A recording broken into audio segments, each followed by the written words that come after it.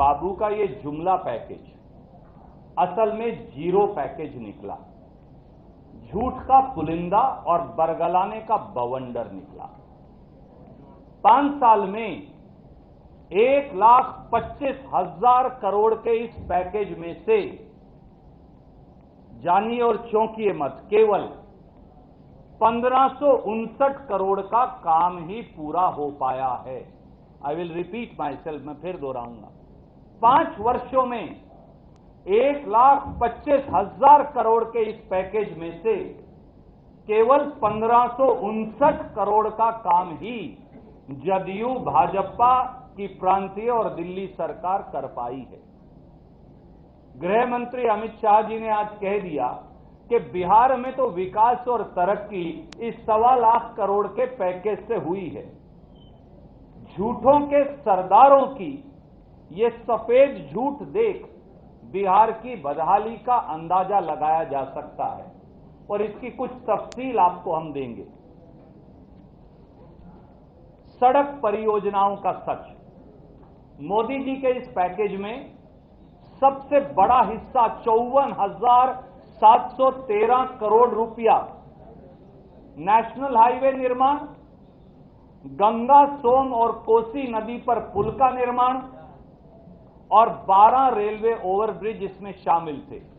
सबसे बड़ा हिस्सा 54,713 करोड़ का ये था। इसकी सच्चाई क्या है?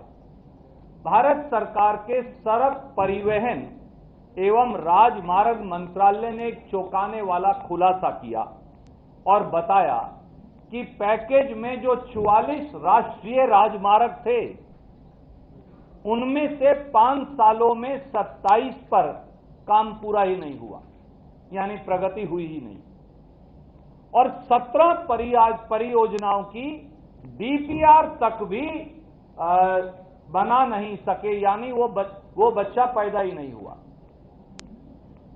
बहाना यह बताया जा रहा है कि बिहार में जदयू और भाजपा की सरकार, जो उनकी खुद की सरकार है, वो भूमि का अधिग्रहण नहीं करती, बिहार के ठेकेदार काम नहीं करते, बिहार में वन और पर्यावरण की मंजूरी नहीं मिलती। ये मैं नहीं कह रहा, लिखकर संसद में जवाब दिया है भारत सरकार ने 10 फरवरी 2020 को।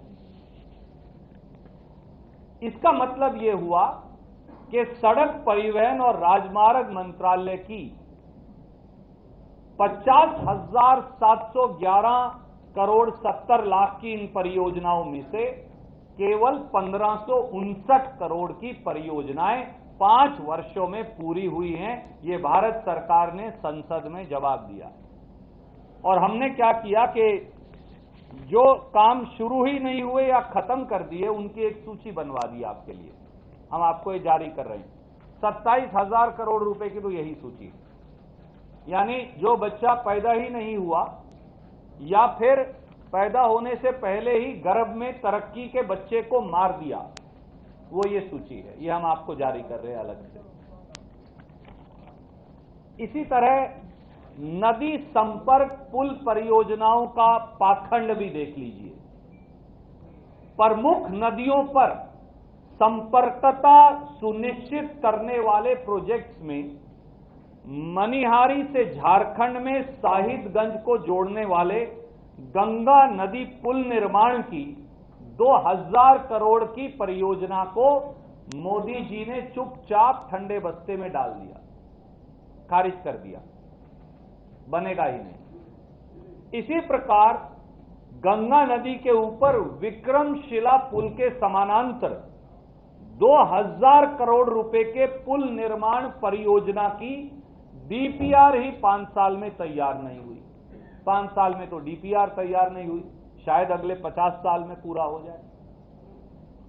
गंगा नदी के ऊपर एमजी पुल के समानांतर 2,962 करोड़ रुपए की लागत से नया 4 लेन पुल जो बनना था उसका कार्य ही शुरू नहीं हुआ। यह उस पैकेज में नदी संपर्क पुल परियोजना का पाखंड है। तीसरा, इस पैकेज में युवाओं के भविष्य की बहुत बात की गई थी, उन पर भी कुठाराघात हुआ। विक्रमशिला विश्वविद्यालय के ऐतिहासिक स्थल पर भागलपुर में 500 करोड़ की लागत से एक केंद्रीय विश्वविद्यालय के स्थापना की मोदी जी ने घोषणा की थी। दुर्भाग्यपूर्ण बात यह है कि श्री नीतीश कुमार का इस विश्वविद्यालय के संदर्भ में कहना है कि जदयू भाजपा सरकार 500 एकड़ जमीन का अधिग्रहण कर केंद्रीय सरकार को नहीं दे सकती, क्योंकि 1500 करोड़ का खर्चा है। वो कहते हैं कि हम वो पैसा नहीं देंगे। तो इस आपसी सर फुटव्वल में आज तक भागलपुर के केंद्रीय विश्वविद्यालय की एक ईंट नहीं लगी। दिल्ली में आपकी सरकार, बिहार में आपकी सरकार, तो फिर क्या है दरकार? जुमलेबाज ने पैसा नहीं दिया, धोखेबाज ने जमीन नहीं दी और भुगत रहे हैं बिहार के युवा। मोदी जी और नीतीश जी के झूठ का कौशल भी देख लीजिए जो इस पैकेज में था। कौशल विकास विश्वविद्यालय, याद करिए कितनी चर्चा सारे भाजपाई किया करते थे। कौशल विकास विश्वविद्यालय की स्थापना के नाम पर भी भाजपा की दिल्ली सरकार और बिहार की जदयू भाजपा सरकार ने झूठ परोस दिया। बिहार पैकेज में ये कहा था एक मेगा स्किल यूनिवर्सिटी बनाएंगे और उसमें 1 लाख बिहार के युवाओं को प्रशिक्षण देंगे। 1550 करोड़ रुपया बिहार में निवेश आएगा। याद करिए ये सब कहा था, पर हुआ क्या? ना स्किल विश्वविद्यालय की एक ईंट लगी, ना एक बच्चे को उसके अंदर स्किल विश्वविद्यालय बना नहीं तो कौशल की ट्रेनिंग कहां दी जा सकती थी। और अब एक नया काम किया है, बिहार के साथ धोखा कर अब अगला झांसा वाराणसी को दिया जा रहा है। मोदी जी ने कहा है कि बिहार में बनने वाला कौशल विश्वविद्यालय अब वाराणसी में बनेगा, तो बिहार का युवा कहां जाएगा? अगली झूठ है बक्सर थर्मल पावर प्लांट के झूठ का झटका जो बिहारियों को दिया। प्रधानमंत्री मोदी जी ने अपने 1.25 लाख करोड़ के पैकेज में 10,000 करोड़ रुपया की घोषणा कर दी। बक्सर में पावर प्लांट बनेगा, बिहार का पावर कट खत्म हो जाएगा, सब खेत को बिजली मिलेगी, घर का बिजली कट खत्म होगा। सबने तालियां बजाई। 1300 मेगावाट का पावर प्लांट था।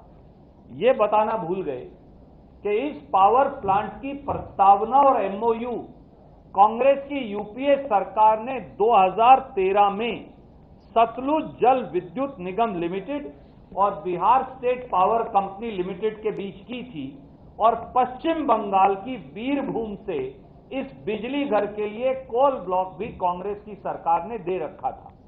पर 5 साल में क्या हुआ? 5 साल के बाद इस योजना को ठंडे बस्ते में डाल रखा। ना वहां से एक यूनिट बिजली बनी, ना किसी को बिजली आई, बस जुमलेबाज और धोखेबाज ने घोषणा कर झूठी वाहवाही कमाई। ये हुआ। और आज इंसान को धोखा तो धोखा, सियाराम को भी धोखा, भगवान को भी धोखा। दोस्तों, जो सियाराम के नहीं वो किसी काम के नहीं। मैं फिर दोहराता हूं, इंसान को धोखा तो धोखा, 11 करोड़ बिहारियों को धोखा तो धोखा, सियाराम को भी धोखा। जो सियाराम के नहीं वो किसी काम के नहीं। मोदी जी के इस पैकेज में रामायण सर्किट में 100 करोड़ रुपए से विकास की घोषणा बिहार के लिए बढ़ चढ़कर की गई। पर जब मोदी सरकार को प्रस्ताव भेजा गया तो सुनिए, चौंकिए मत। मोदी जी की सरकार ने कहा रामायण सर्किट के लिए, माता सीता के लिए 100 करोड़ रुपए बहुत ज्यादा हैं, हमारे पास नहीं, 37 करोड़ रुपए ले लीजिए। तो भगवान का भी मोल भाव करेगी भाजपा, रामायण सर्किट का भी मोल भाव करेंगे, और आखिर में शायद 37 करोड़ भी एक फूटी कोड़ी नहीं दी। और इतना ही नहीं, बिहार के सीतामढ़ी के पुरोना में माता सीता के प्राकट्य स्थल परिसर में भगवान राम और माता सीता के जीवन पर आधारित संग्रहालय बनाने के प्रस्ताव को मोदी जी ने फाड़कर फेंक दिया, फाड़कर फेंक दिया। बोले इसके लिए पैसा नहीं। तो जो सियाराम के नहीं वो किसी काम के नहीं। दोस्तों, मोदी और नीतीश सरकार द्वारा बिहार के साथ किए गए दुर्व्यवहार को जनता भूलेगी नहीं। मोदी सरकार ने बिहार पैकेज के नाम पर पूर्व की परियोजनाओं को ही नया बताकर बिहार के नागरिकों को धोखा दिया। दूसरी ओर नीतीश सरकार ने चल रही परियोजनाओं को भी अपने नाकारा और निकम्मेपन से उन्हें भी बंद कर दिया। और मैं केवल 3 की चर्चा आपसे करूंगा। 2700 करोड़ रुपए से पटना, रक्सौल और पूर्णिया में एयरपोर्ट का विकास कहां गया? गुम हो गया। 21,476 करोड़ रुपए की लागत से बरौनी रिफाइनरी योजना 22,000 करोड़ आता तो कितने युवाओं को रोजगार मिलता? गुम हो गई। 13,820 करोड़ की लागत से 22,500 किलोमीटर ग्रामीण सड़कों का निर्माण। नीतीश बाबू, सुशील मोदी जी, ये तो आपने सब ठंडे बस्ते में डाल दी। किसी ने सच कहा है साथियों, झूठ के पांव नहीं होते। भाजपा जदयू सरकार के झूठ को उखाड़ने का अब समय आ गया है। कोई प्रश्न आप पूछना चाहें तो स्वागत है। बिहार की राजनीति में रामराज कब जिक्र है? बिहार में जिस तरह से आपने बताया, खासकर देश की राजनीति में राम जी का जिक्र होता था, लेकिन बिहार की राजनीति में कांग्रेस रामराज लाएगी। आदरणीय मित्र, राम राज्य है क्या? सुशासन, प्रतिबद्धता, सदाचार, सद्भाव, मौका, रोजगार, औद्योगिक प्रगति, सड़क, बिजली, पानी, सुविधाएं और कानून व्यवस्था में अपराधियों पर अंकुश। दुर्भाग्य से पिछले 73 साल में जो सबसे बड़ा अपराध कोई हुआ वो बिहार में हुआ बालिकाओं के यौन शोषण का। ये तो वो लोग हैं, नीतीश बाबूजी और मोदी जी के बीच में अब यौन शोषण अपराधी टिकट लेकर उनके झंडे पर बैठेगी। तो यहां किस बात का राम राज्य है? जिन्होंने सियाराम को धोखा दे दिया वो कहां से राम राज्य की स्थापना कर पाए? Sir, I will come to you. मैं एक एक करके सबसे मैं ये कह रहा था कि पिछले लोकसभा चुनाव के दौरान टिकट बंटवारे को लेकर पार्टी कार्यकर्ताओं में पार्टी मुख्यालय में बवाल हुआ। इस बार भी विधानसभा चुनाव के मौके पर जितना बवाल हुआ, जितनी बेइज्जती नेताओं की जा रही है, क्या कांग्रेस इस संबंध में कोई कार्रवाई करना चाहती है? या तो विरोधियों पर, नहीं तो जिन लोगों ने टिकट बेचने का उस पर कोई कार्रवाई करना चाहती है? हालांकि ये इस विषय से भिन्न है, परंतु आप सबसे वरिष्ठ पत्रकारों में से एक हैं और मैं मानता हूं ये मेरी जिम्मेवारी है आपका जवाब देना।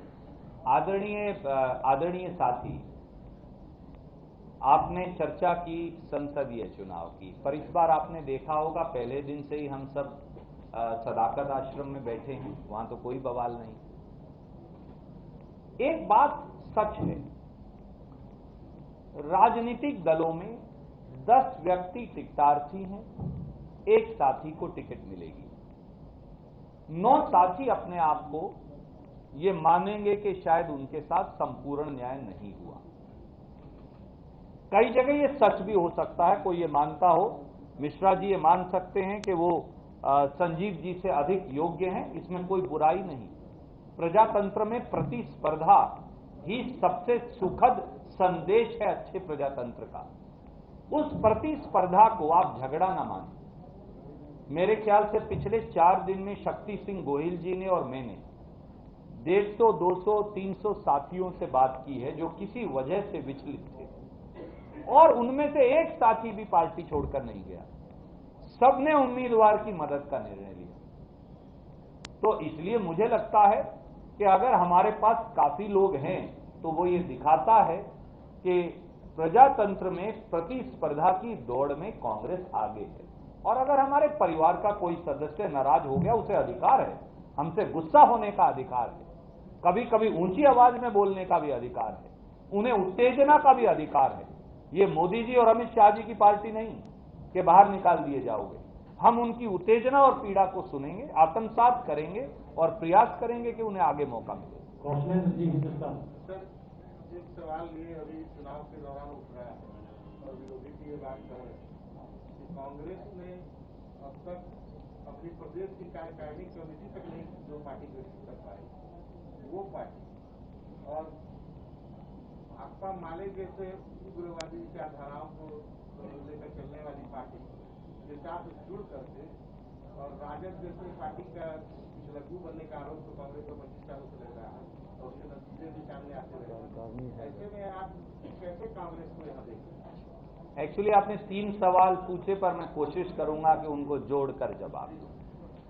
पहली बात तो प्रदेश कांग्रेस कमेटी की कार्यकारिणी है। आप कहेंगे तो मैं सूची भेज दूंगा, और पदाधिकारी जोड़ने की लगातार आवश्यकता होती है।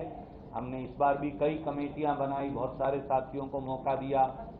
शायद वो एक और साथी को अभी हमने जोड़ा है, हमारे बड़े वरिष्ठ नेता हैं। तो ये एक संगठन जो है एक निरंतर चलने वाली प्रक्रिया का हिस्सा है। कहीं कमी होगी हम दूर कर लेंगे। जहां तक सवाल है किसी दूसरे दल का पिछलग्गू होने का, मैं आपको केवल ये कहूंगा, पिछली बार हमने 41 सीट लड़ी, इस बार हम 70 सीट लड़ रहे हैं। ये हमारी एक्सपेंशन को तो दिखाता है, इतना आप भी स्वीकार करेंगे। कांग्रेस पार्टी का गरिमामय इतिहास रहा है। हमने जब जब यहां कांग्रेस की सरकारें रही, चाहे वो पुराना समय हो और नई पीढ़ी ने शायद समेत मेरे हमें बहुत नए याद हो, पर सच्चाई ये है कि बिहार में कभी कोई तरक्की हुई, उद्योग धंधा लगा, तो वो सब उसमें कांग्रेस का लगाया गया है। उसका चिन्ह वहां जो है वहां कांग्रेस का लगा है। हम ये चाहते हैं कि बिहार में एक नए फ्रेश आइडियाज के साथ, एक नई स्फूर्ति और ताकत के साथ, तेजस्वी जी युवा हैं, नौजवान हैं, कुछ करने की उमंग है, थके नहीं हुए 15 साल में, घर नहीं बैठ गए हैं, अपनी विचारधारा में उन्होंने कभी समर्पण नहीं किया, कुर्सी पर सृजन का फेविकोल लगाकर नहीं बैठे, तो इसलिए वो नए हैं, युवा हैं। कांग्रेस के पास तजर्बा है, सरकार चलाने की दृष्टि है। जब ये दोनों का मिश्रण होता है और दूसरे साथी भी जो मुख्य धारा में आकर काम करना चाहते हैं, उनका स्वागत है। तो हम एक बेहतरीन सरकार यहां देंगे, जो सरकार सृजन जैसे घोटालों पर नहीं, नौजवानों की तरक्की और प्रगति के ऊपर जिसकी नींव रखी जाएगी, ऐसा हमें विश्वास है। मैं all come back to you sir, मैं दोबारा आ जाऊंगा। मैं भैया अगर अनुमति दें तो इनके बाद हम आपके पास आ जाए, पक्का वादा। बिहार भाजपा ने भी कांग्रेस का घेराव किया है, कांग्रेस हाईकमान की तरफ से कोई टिप्पणी नहीं आई, क्योंकि कांग्रेस की भी जो चेयरपर्सन है वो एक महिला है, उस तरह का बयान आ रहा है। कहीं ना कहीं बिहार चुनाव में इसका असर दिखने लगा। आदरणीय मित्र, बिहार की भाजपा और जदयू बिहार के किसी मुद्दे पर चुनाव नहीं लड़ेगी। मैं आपको याद दिलवाता हूं, पिछली बार अमित शाह जी ने कहा था बिहार की धरती पर कि अगर नीतीश बाबू मुख्यमंत्री बनेंगे तो पाकिस्तान में पटाखे चलेंगे। क्या आपने कभी पूछा पाकिस्तान में पटाखे चले कि नहीं चले? अब आए तो जरूर पूछिएगा। हिंदुस्तान पाकिस्तान करेंगे, शमशान कब्रिस्तान करेंगे, हिंदू मुसलमान करेंगे, उग्रवादी करेंगे, परंतु बिहार में युवाओं को रोजगार कैसे मिलेगा? बिहार में खेती की तरक्की कैसे होगी? बिहार के किसान का मक्का और धान जो 1200 पे पिटता है वो 1888 में कैसे मिलेगा? मक्का जो 700 में पिटता है उसकी 1750 कीमत कैसे मिलेगी? गेहूं को न्यूनतम समर्थन मूल्य कैसे मिलेगा? खेत को बिजली और पानी कैसे मिलेगा? उद्योग और धंधा कैसे लगेगा? ये नहीं बताएंगे। यौन शोषण की जो सबसे बड़ी अपराधी हैं, जिनके खिलाफ जदयू और भाजपा की सरकार कार्रवाई नहीं होने दे रही, मैं इल्जाम लगाता हूं, क्योंकि कहीं ना कहीं उनका जुड़ाव सीधे जदयू और भाजपा से है। एक तरफ नीतीश बाबू बैठेंगे, एक तरफ मोदी जी बैठेंगे, बीच में यौन शोषण की अपराधी बैठेंगी जो जमानत पर छूटकर आई हैं, बालिकाओं के यौन शोषण की, और सवाल हमसे पूछे जाएंगे। तो इसलिए आदरणीय मित्र, आइए मुद्दों की बात करें। मैं उनसे भी ये अनुरोध करूंगा, बजाय चुनाव को